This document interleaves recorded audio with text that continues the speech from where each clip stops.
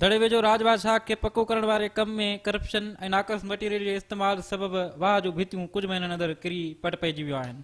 आबादगार हफ़ीज़ गग्गो, इस्माइल शाह, महबूब अली मक्सी ऐं ॿियनि Sindh TV news सां ॻाल्हाईंदे चयो त पाणी जी खोट ख़तमु करण लाइ राजवाह खे पको करण वारे कमु शुरू कयो वियो हो, पर कम में मुबैना करप्शन ऐं नाक़स मटीरियल सबबि आबादगारनि खे को बि फ़ाइदो नाहे मिली सघियो। 2018 में कमु थियो जेका पकी थी ऐं 2018 में जेको तो ठहियो जेको बरसातुनि खां अॻु में ई हिन जो जेको इलाही पीस किरी विया आहिनि, जंहिंमें पाणी घटि थो वञे ऐं ज़मीनदारुनि में इहो एहतजाज कयो आहे ऐं हिन जी महिरबानी करे जेको इंक्वायरी करियो त छो कमु ग़लति थियो आहे। नाली किरी वई आहे, असांजे नाली ते तमामु घणो त माण्हुनि जे पाणी जो मसइलो आहे, इहो आहे ऐं असांखे फ़ौरन असांखे नाली ठाहे करप्शन कई वई आहे ऐं जेको ग़लति इहो जेको इस्तेमालु कयो वियो आहे। पोइ हुन में नाक़िस मटीरियल लॻायो वियो जंहिंजो साल जे अंदरि मुकमल सॼी दही तबाह थी चुकी आहे।